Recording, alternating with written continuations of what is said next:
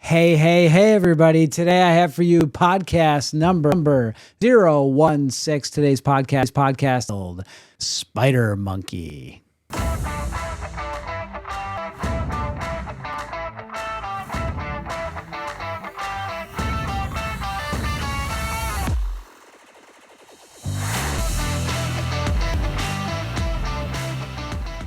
Hey, everybody. Welcome to this week's edition of your Limitless Life Network podcast. I'm Dr. Pete Lombardi, and this is the Limitless Life Network podcast. And guest with me today, this is my son, Luke Lombardi, who just home from college at Liberty University. 9 hours to be on the podcast today. And we're super excited for him to be here with us. And the Limitless Life Network is where we flesh out the limitations that are preventing you from reaching your goals and living that you deserve. This podcast is for you if you want to live a life with less limitations and more freedom. That's what it's all about, with a healthier mind, body, and spirit. And I don't know if y'all know this, but this life brand was born out of the scripture Ephesians 3:20, which reads, "Now to him who is able to do immeasurably more than all we ask according to his power that is at work within us." And I want to help you to recognize and tap into that limitless power that is at work within you. And today's episode title, Spider Monkey, and just pulling an audible today. I was compelled driving and thinking, you know what? I'm not going to do my typical podcast today, just solo, 15 to 20 minute quick hitter. This is going to be maybe a little bit long format because we're going to have some conversation. Luke is not a young man that calls me on the phone a lot during his week at school because he's super busy, and so I figured this was a perfect way to get some coversation time with Luke. Put him in front of a camera, stick a microphone, force me to be here, and then force you to be here. So yeah, that's the way we're gonna do it. This is great. So Luke is in school, and what do you say now? Exercise science. You study the same thing that you start. Okay. Well, not when I started. I started biomed. Okay. And then with track, decided to switch to exercise science. Okay. Science, and you're digging that a lot more. Oh yeah. Okay. Love it. Good. So that's great. And, everybody that's watching, you may have met Luke if you're, somebody that knows me more personally. And so you're a great young man he's turned it out to be. So, we're super proud of him as parents. But Luke's got some stories. So this podcast isn't going to be as much about me, but as much more about his growth and some of the things that he. And so I think you're 20 years old now. Yep. You've got a few scars. Yeah, just a couple. and an interesting journey. So let's start. Our first point is something that Luke is very familiar with, and it has to do with pain. And so what's an episode where you can remember, experiencing pain in your life? I think the most traumatic young age was when I broke my arms. My one arm, both arms were really bad. On the monkey bars that he built out in the backyard, and I had decided I thought it would be a good idea to skip a few, jump to and it spun out from my hand, landed on my arm, snapped it in half. And I come running, screaming bloody murder across the yard. And he comes out and he sees me, and he's just got this shock, just comes over and that was a moment. Yeah, that was my first real traumatic experience with pain. Yeah, shock. Yeah, and very trying time because this was the first major family episode that involved going to multiple emergency rooms and led down the road to surgery, pins, the whole 9 yards, casting. How was that summer? Was that a lot of fun that summer? Oh yeah, it kind of stunk. Yeah. So you were what, 7, 8 years old? I was 8. Yeah, 8 years old, and you're wrapped up like a gordita. Yeah, all the way up to the shoulder, yeah, to armpit. All summer long. Your brothers are swimming in the lakes and you're just no water for me. Not having a great time. So interesting point. It made me think about as a parent, we're wired to protect our children and to provide for to they're nurture them and teach them and all these things that you're kind of wired to do. And one thing that we always try to prevent our kids from experiencing in human nature is pain. And it's really for parents to see that. And I don't know about you, but to me, pain has become a great teacher. Number one, pain is a great teacher. So let me hear some lessons that you from experiencing pain. What are some things besides point number 2 that we're going to get into? What are some things that you noticed? For me personally, I find that pain shows you like who you really are. It shows you like what you would do in like a hard situation in life. And I think pain is not to go through. Otherwise, you just go through life like thinking you're a god. Like you can't be invincible. You can't Sure. you can't fall. That's kind of how you feel as a kid. As a kid too, you're like Superman, right? I could do anything. Right. I could jump across the monkey bars. Yeah. And Luke was always he got the Nick monkey. That's I gave him that because I used to come home from work and he'd run up to me and he'd jump in onto me and attach himself with his arms and legs. And he had really long arms and legs. And this little kid, and he'd give me that hug every time I got home. He doesn't do that anymore. Thank goodness, because me now. Wait a little bit more.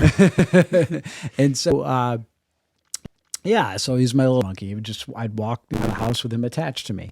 So, so he thought he was a spider monkey. He didn't do any of that stuff. Yeah. You had a couple other interesting injuries too. Yeah. You had From vaulting. Okay. So pole vaulting mishaps. I don't know anybody if you've ever watched the sport. It looks scary, and it can be scary. It can be scary when things don't go well. They don't go your way. We have some interesting videos of some scary moments and some not so comfortable landings. And some are comical because they turned out okay, but they cool the way they happened. But one I remember at Rochester Beach Vault, that one was really hard for me to watch. So take a walk of that one. Yeah, so we were at the Rockback Beach Vault, and it's like right on the beach. So they set up mats with raised runways, and it was a beautiful day out. I'd been practicing on this new pole, and really like excited to go this meet because the runways are fast, and I just and the wind that we didn't account for, maybe I'm like being drained from the sun. Ended up not taking off the right way to be on that big of a pole with a headwind and short. And in life you come up short sometimes. But I fell probably 14, 15 feet from the air. Oh yeah. It was all of that. It was yeah. Yeah, down into what we call is the box pole vault, which is where you plant the pole and it's just metal. Yeah. And that's what I landed on and knocked myself out. A pretty good concussion out. Yeah. So watching this, seeing anatomy and physiology and knowing neurology and watching his brain just get rattled like that and flat on his back, I'm thinking he's got to have a broken back. He's got to have, major injury. Is he going to be paralyzed? I mean, all the worst scenarios as a parent are playing through in my head in a matter of a moment. And, the good news is your recovery was pretty good. Yeah. I mean, recovered really quick. We had some help with some of the people that we know, the connection we have in neurology and functional medicine, and you had a really good recovery from that, which was fantastic. And then the more recent injury, not that this podcast is all about Luke's injuries, but one last one real quick, I'll describe it. And that is, we were scheduled to go down to visit Luke and compete for the first time. We weren't able to go his first year and watch him compete because of the COVID. And then this was the first chance on track that we could go watch him compete. And the meet before he tore his labrum shoulder, so we went and watched. But he sat with us in the stands, and we watched his his to compete. But anyway, so that was, you were really doing well when that happened. So you're Yeah. at the peak of like your performance when you got hurt, right? Yeah, that was the peak of my career. It was right there. It was. Was. Yeah, no, we're bouncing back. Yeah. It was definitely a setback. Yeah. So, what are some lessons that you've been learning through these, in these trials? Because you've had a bunch of injuries that have kind of, you work really hard to get fast, you work really hard to get strong, and then bam, the stool's taken right out from under you, and you're back to ground zero or worse. Yeah. So what's that like? What has it taught you? It's taught me that no matter like how hard I work, it doesn't matter what I work. I know it can be taken away at any moment. And so just like knowing that gives me great appreciation for it. That it's not mine. It's God's, like He's given me this gift. And that's what keeps me going. And no matter how many times I get set back, I know that it's teaching me a lesson, and that I just need to learn from it and forward and just persevere through it. Yeah. So that brings us to point number 2, and I think you're learning this point pretty well, and that's just, there's times when we all get humbled. This point number 2 is being humbled. It's not be humbled, but being humbled. Right. There's a difference between be humble, like that's a command or an order, right? Versus being humbled. That's the process of when it happens to you. So that's, what that's like, when that, how's that go down? Well, what are you thinking? It's a rude awakening. You just, when I had my like labor injury, I fumbled, not instantly. I went into kind of a state of like questioning, why am I vaulting? Why do I continue? Why do I get back up? And it was for God.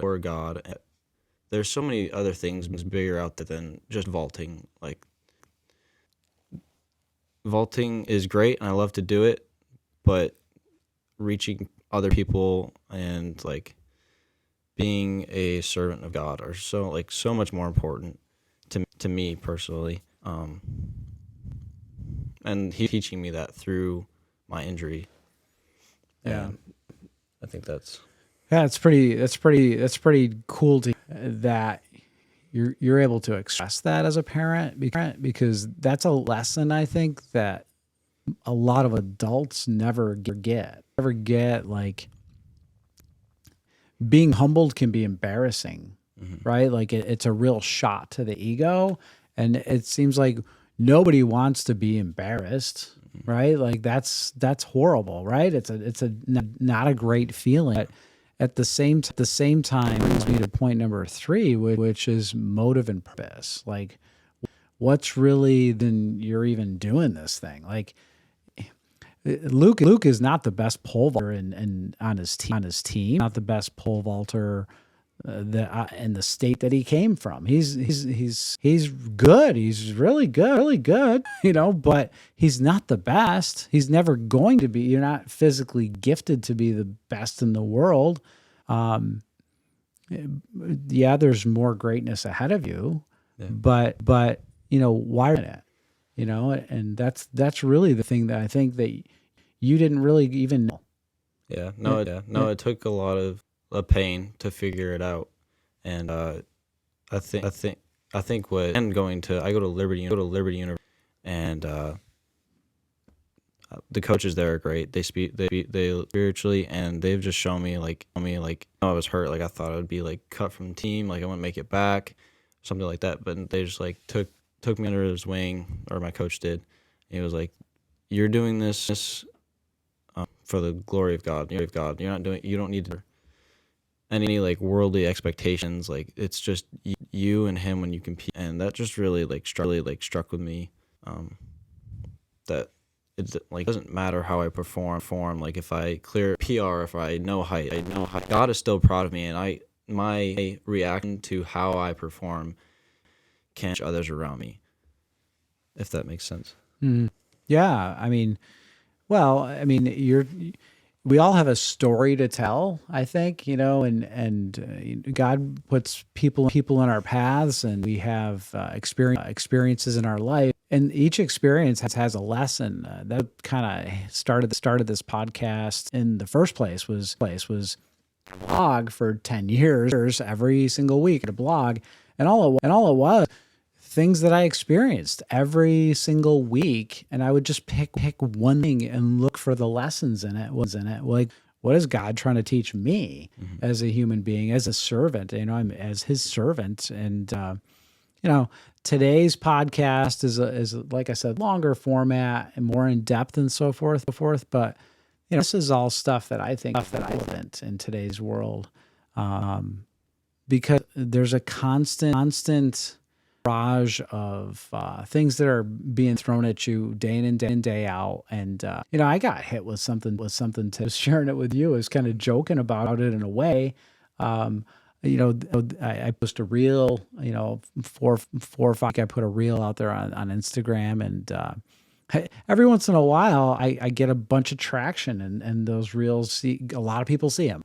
And I don't understand it all, how it all works, but the algorithm throws it out into the ethers, and like a whole bunch of people watch it, and then the next week it's like crickets, nobody sees them. So the point is that once in a while you get a bobo head that decides to a bunch of insults at you, and you can. Nobody ever wins at social media war in the comments section. So like that, nothing is ever solved by doing that. You don't ever convince somebody or persuade somebody to learning anything in those things. So that's point number 4. Insults are like bats in the belfry. So what's belfry? Belfry is it's like the bell tower. Yeah. So we were just talking about that. Like, what is a bell? Do people know what a belfry is? Yeah, they're not gonna know. No, a lot of you have to say bats in the belfry. Yeah. So bats hang out in the belfry, and what do they do up there? They do bat stuff. They do bat stuff. They hang upside down. They fly around, hit the bell, rattle the bell. Yeah, and what do they drop? Turds. Yeah, exactly. Bat So turds. they leave their for the bell. Yeah. And somebody like the Quasimodo's got to go up there and clean the bell. Yeah. Anyway, it's nasty, right? So bats in the belfry. So insults. The point of this comment is that people say things, and we also say things, and sometimes we things that really hurt people, and we don't think anything of it because it's flippantly said. It wasn't a lot of meaning to us. We thought we were being cute or funny or getting some attention, whatever it might be. But then the person receiving it, that can live in their head for a long time. Yeah. And I know, like, dealing with some of the things that you've dealt with, I imagine you were in your head quite a bit. Yeah. And so I wouldn't be surprised if you were hurling some insults at yourself, and some of your own self-talk. And, I think I've mentioned it before on other podcasts, but I was told a long time ago, be careful who you rent your upstairs to. And that means, like, what's going on upstairs? What are you really ruminating over? What are you thinking over? And most times you could have a lot of in your direction. Yeah. And what are you thinking about? How great, how successful I am. Or thinking about, like, what's not, right? What's not. You could have a lot of great things going, but you may be thinking your focus and attention could be on a negative comment or an insult, right? Yeah.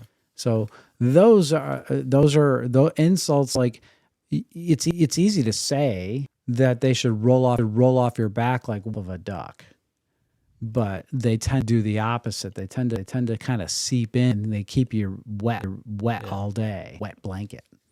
Maybe that's what insults are like. Blanket. Yeah. So that, if you think about self-talk, so words can either tear down, or they can edify or build people up. And so that's why I think choice of words is super, super important. yeah, and that brings us to our last point here. And I didn't even finish it on the computer here. Computers. So what's the fourth one or fifth one here? One is judgment. What about it?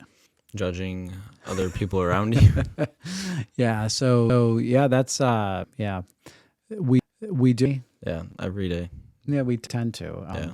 It's not good. And to be judged, right? That's that critical nature that we can all have, and that is brutal. We can be brutal to one another, and a critical eye, and it just such a high pressure situation, and that doesn't do anybody really any good. There's one thing for like trying to help through something and pointing some things out to them. You need permission for that, really.